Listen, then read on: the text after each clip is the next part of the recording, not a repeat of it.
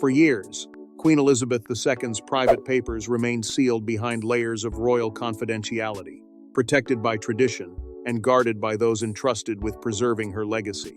Yet, according to growing reports, a royal insider has now reignited attention around a single document allegedly signed by the late Queen, one so significant that its authority reportedly continues to shape decisions long after her passing.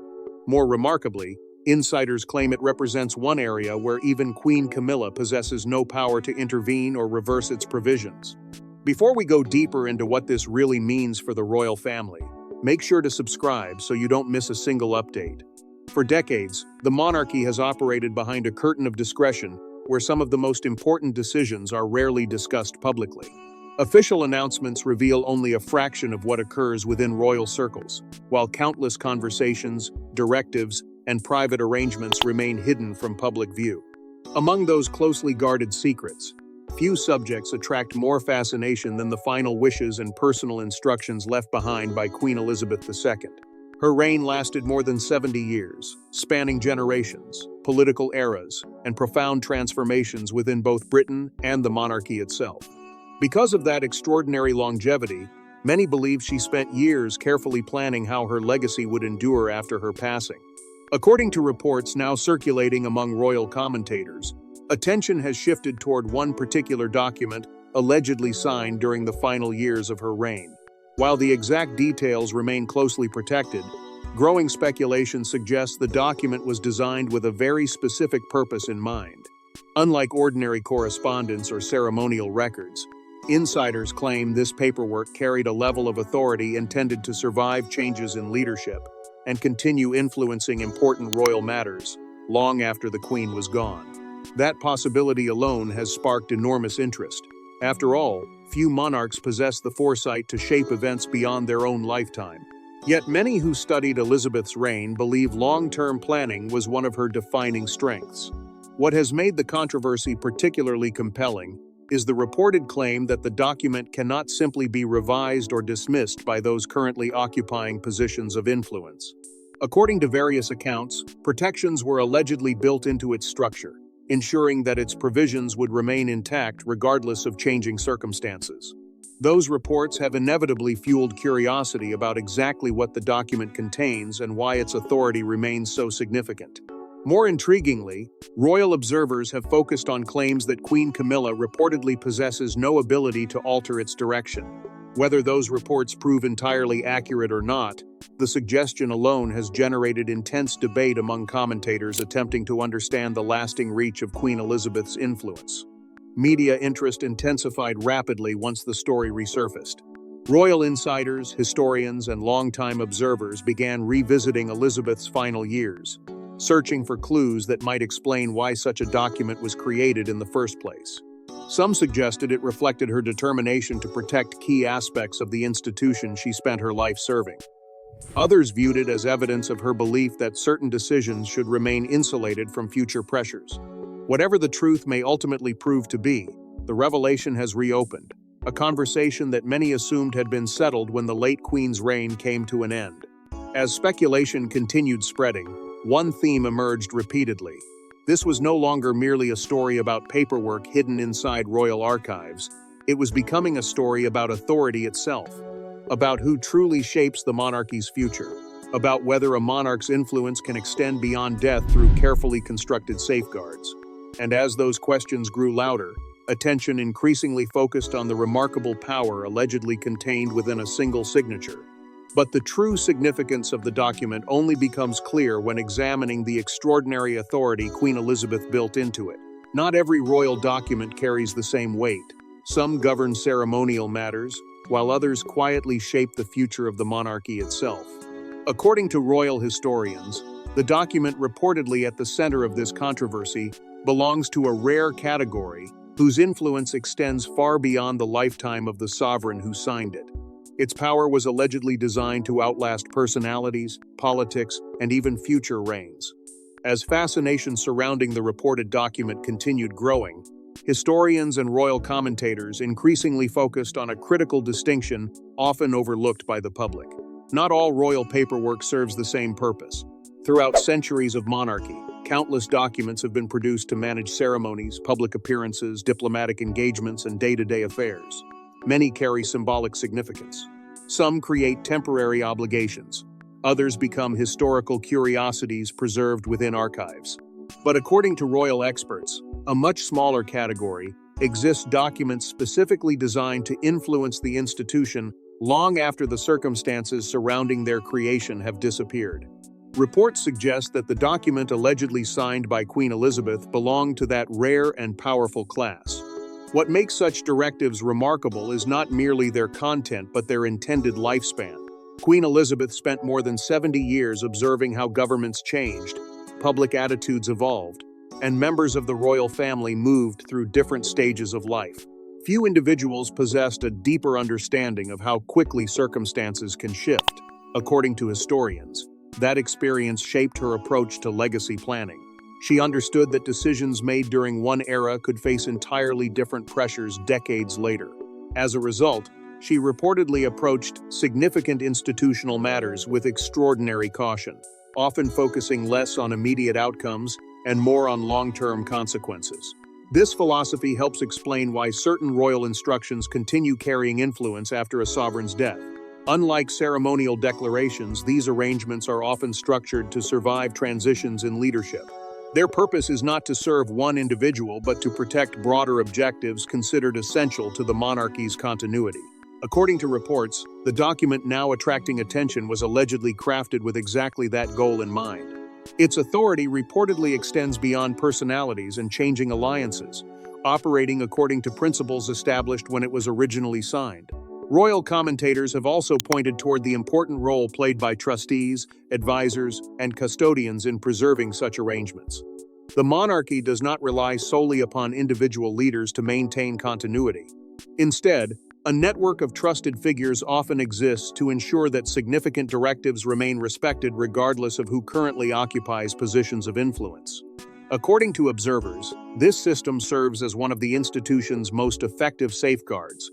Monarchs come and go, but carefully structured mechanisms help ensure that key decisions are not easily overturned by changing circumstances. As public curiosity intensified, many began asking the same question. Why would Queen Elizabeth feel the need to create protections strong enough to survive future reigns? What concerns was she attempting to address? Was she anticipating disputes that had not yet emerged? Or was she simply applying the same disciplined foresight that characterized so much of her reign? The absence of clear answers only deepened the intrigue surrounding the story. Every report generated new theories. Every theory prompted fresh speculation. And the more observers examined the document's reported authority, the more extraordinary its influence appeared. Gradually, attention shifted away from what the document allegedly restricted and toward why those restrictions existed in the first place. Understanding the Queen's motivations suddenly seemed far more important than understanding the technical details of the arrangement itself. Because if Elizabeth truly intended these protections to endure beyond her lifetime, then the reasoning behind them may reveal more about her vision for the monarchy than any public speech ever could. As historians revisited its origins, attention shifted toward why Elizabeth believed such protections were necessary. Throughout her 70-year reign, Queen Elizabeth rarely acted without considering long-term consequences. Those closest to the institution often described her as a monarch who thought decades ahead rather than years. According to reports, the document allegedly reflected that philosophy perfectly, serving as part of a larger strategy designed to protect specific royal interests from future uncertainty. The deeper royal observers examined the reported document, the more it appeared to reflect a characteristic that defined Queen Elizabeth's entire reign: patience. While many leaders focus on solving immediate problems, Elizabeth developed a reputation for considering how decisions would affect the monarchy not simply months later, but decades into the future. Throughout changing governments, shifting public attitudes, family crises, and constitutional challenges, she consistently approached major issues with remarkable restraint. According to historians, this ability to think beyond the present moment became one of her greatest strengths. It also explains why reports surrounding the mysterious document have attracted such intense attention. Many believe it may represent one of the clearest examples of her long-term planning. According to accounts circulating among royal commentators, The document was allegedly created as part of a broader effort to safeguard continuity within the institution. Continuity has always been one of the monarchy's most valuable assets. Monarchs change, circumstances evolve, public expectations shift. Yet the institution survives because certain foundations remain protected from short-term pressures. Elizabeth understood this reality better than almost anyone. Having witnessed decades of social and political transformation, she reportedly recognized that future generations would face challenges impossible to predict. As a result, many believe she devoted considerable effort to ensuring that important responsibilities, traditions, and safeguards would remain secure regardless of who occupied positions of influence in the future. What makes the story especially compelling is the suggestion that the document may have anticipated disputes long before they emerged publicly. According to reports, some insiders believe Elizabeth was not responding to a single situation, but preparing for possibilities that could arise many years later. That approach would be entirely consistent with the image many historians have painted of the late Queen. She rarely appeared interested in popularity for its own sake. Instead, she focused on stewardship. Her responsibility, as she often demonstrated throughout her reign, was not merely to manage the monarchy in the present but to pass it safely to the future. This perspective has fueled growing speculation about exactly what the document was designed to protect. Some observers suggest it may involve important royal responsibilities. Others believe it concerns assets, traditions, or institutional arrangements considered essential to continuity. The uncertainty surrounding its contents has only amplified public fascination. Every unanswered question generates another theory. Every theory creates fresh debate. Yet amid all the speculation, one theme consistently emerges. Whatever protections were allegedly included, they appear to have been intended to survive changes in leadership and resist interference from future pressures. That realization inevitably led commentators toward a more controversial question. If the document was designed to prevent future disruption, then who was it intended to restrain? Royal historians caution against drawing premature conclusions, yet the debate has continued growing. Some argue the protections were likely broad and institutional rather than personal. Others wonder whether Elizabeth anticipated specific circumstances that required stronger safeguards. It is this uncertainty that keeps the story alive. Because whenever a monarch creates protections designed to outlast her own reign, curiosity naturally shifts toward the individuals who may eventually encounter those limitations. As reports continued spreading through royal circles, one name increasingly surfaced within the discussion. Whether fairly or unfairly, many observers began connecting the controversy to Queen Camilla. The connection was not necessarily based on confirmed facts, but on the growing perception that the document's authority allegedly extended beyond the reach of even the most senior figures within the current royal structure. And it was that final question that reportedly led observers toward Queen Camilla's unexpected connection to the story. According to reports, the most remarkable aspect of the document is not what it contains, but what it prevents. Despite her position beside King Charles, insiders claim Queen Camilla allegedly possesses no authority to alter, revoke, or bypass the provisions established within it. That limitation has sparked intense debate about where royal influence begins and where Queen Elizabeth's legacy still draws the line. As discussions surrounding the reported document intensified, one particular claim captured public attention more than any other. It was not speculation about hidden instructions. It was not curiosity about royal assets or confidential arrangements. Instead, fascination centered on the alleged restriction itself. According to reports circulating among royal commentators, the document's significance lies largely in the fact that certain provisions cannot easily be modified, regardless of who currently holds influence within the royal household. If accurate, that reality would represent one of the clearest demonstrations of Queen Elizabeth's determination to protect specific aspects of her legacy long after her reign had ended. What makes the story especially compelling is the distinction many observers have drawn between influence and authority. Throughout royal history, individuals have exercised considerable influence without necessarily possessing the power to alter every institutional arrangement. According to commentators, the reported controversy appears to highlight exactly that distinction. Queen Camilla occupies one of the most prominent positions within the modern monarchy. Yet reports suggest that prominence does not automatically translate into authority over every directive established by previous sovereigns. For many royal watchers, that idea has become the central mystery surrounding the document. According to accounts emerging from royal circles, Queen Elizabeth allegedly structured protections into the arrangement specifically to ensure its durability. Historians note that this approach would be consistent with the late Queen's broader leadership philosophy. She spent decades preserving continuity during periods of enormous change. Time and again, she demonstrated a preference for long-term stability over short-term convenience.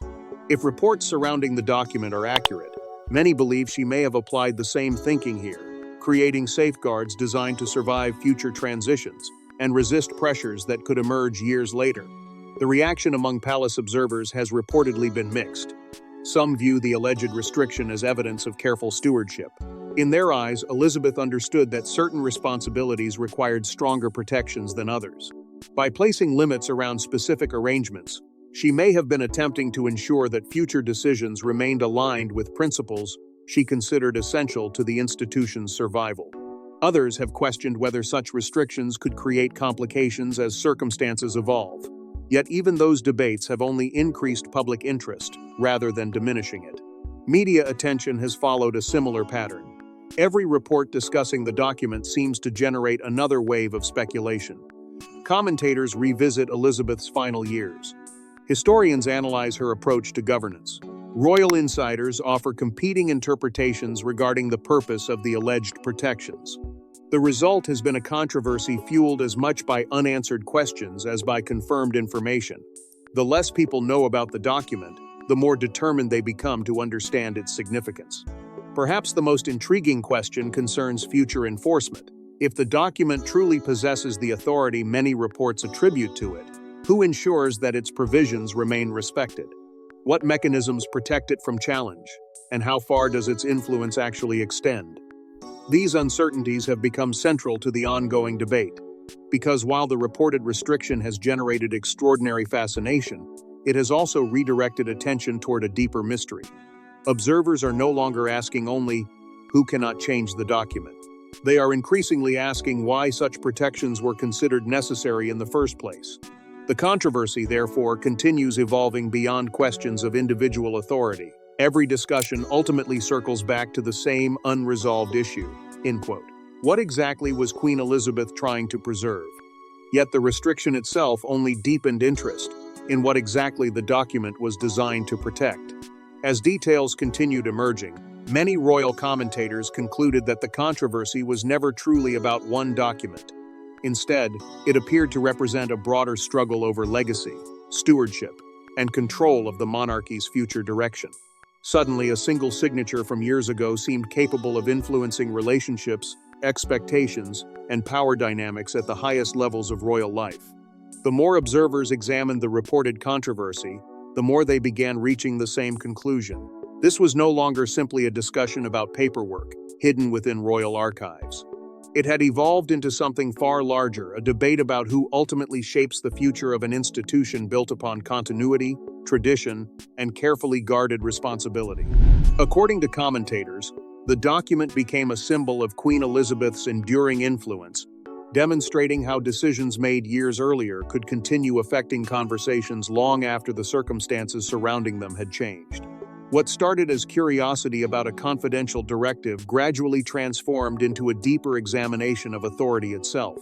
At the heart of the discussion stood competing interpretations of Elizabeth's intentions. Some believed the reported protections reflected her determination to preserve stability during future transitions. Others viewed them as evidence of her extraordinary commitment to long-term planning. Regardless of which interpretation proved closest to reality, one fact remained impossible to ignore. The document allegedly continued carrying weight because it had been designed to survive changing personalities and shifting power structures. That realization fascinated royal watchers, who increasingly viewed the controversy through the lens of legacy rather than conflict. Questions surrounding succession, stewardship, and governance quickly followed. Historians pointed out that monarchies survive not because every generation agrees on every issue, but because institutional safeguards help maintain continuity during periods of uncertainty. According to reports, the The document appeared to embody exactly that principle. Its alleged authority reminded observers that leadership within the monarchy extends beyond titles alone. It also depends upon systems, traditions, and protections established to ensure stability across generations. Yet documents do not preserve themselves. According to reports, a network of trustees, advisors, and custodians allegedly remains responsible for ensuring that Queen Elizabeth's wishes continue to be respected. Their work may rarely attract public attention, but insiders suggest they represent one of the most important mechanisms safeguarding the late Queen's vision. Rather than relying solely on individuals, the monarchy often depends upon institutional structures designed to maintain continuity, regardless of who occupies positions of prominence. This approach has long been one of the Crown's greatest strengths. Reports indicate that strict oversight procedures may play a central role in preserving arrangements linked to long-term royal planning. Trustees, advisors, and custodians are reportedly tasked with protecting key directives from interference while ensuring that established intentions remain intact. For many observers, this has generated newfound appreciation for the depth of Elizabeth's preparation. Her influence, they argue, did not end with her reign. Instead, it continues through carefully constructed systems designed to preserve the principles she spent decades defending. As public fascination intensified, so did respect for the complexity of the institution she led. Because beyond legal provisions, administrative safeguards, and confidential directives lies a larger truth. The controversy is ultimately about the enduring power of vision. It is about a monarch who understood that leadership is measured not only by decisions made in the present, but by the structures left behind for the future. The deeper observers looked, the more the document appeared to reflect Elizabeth's entire philosophy of leadership. But beyond the legal mechanisms and administrative safeguards, the controversy carried an even larger message. To many royal watchers, the document serves as more than a legal instrument. It appears to function as a statement from Queen Elizabeth herself, a declaration that certain principles should remain protected regardless of changing circumstances. Whether intentional or not, the symbolism has become impossible to ignore as debates about the monarchy's future continue unfolding. As the controversy continued attracting attention, many observers began viewing the reported document through a much broader lens. What initially seemed like a dispute over authority gradually transformed into a reflection of Queen Elizabeth's entire philosophy of leadership. Throughout her reign, she consistently emphasized duty over convenience, continuity over short-term advantage, and stewardship over personal ambition. According to royal commentators, the document allegedly embodies those same values, serving as a lasting reminder that the monarchy's survival depends upon protecting principles that extend beyond any single individual. What began as a reported insider revelation ultimately evolved into a story about authority, foresight, and the extraordinary reach of Queen Elizabeth's legacy. Whether every reported detail proves accurate or not, the controversy has reignited a powerful conversation about the influence a monarch can continue to exert long after leaving the throne. Public fascination persists because the story touches on timeless themes: responsibility, loyalty, succession, and the enduring challenge of balancing tradition with change. In many ways, the debate is no longer about the document itself. It is about the woman who signed it, the vision she left behind, and the safeguards she allegedly put in place to protect it. For some, the reported restrictions represent evidence of extraordinary planning. For others, they symbolize the lasting authority of a monarch who spent 7 decades preparing the institution for the future. Either way, the controversy has encouraged a reassessment of Elizabeth's leadership and the profound influence her decisions may still carry today. It has also raised important questions about how future generations will interpret her legacy and whether the values she championed will continue shaping royal governance for decades to come. And as discussion continued, attention increasingly shifted toward what this controversy ultimately revealed about Elizabeth herself. And while opinions may continue to differ, the document Queen Elizabeth reportedly signed stands as a reminder that within the monarchy, some legacies prove far more powerful than any title and far more enduring than any reign. Thanks for watching. Please don't forget to like and subscribe, and we will see you in next one.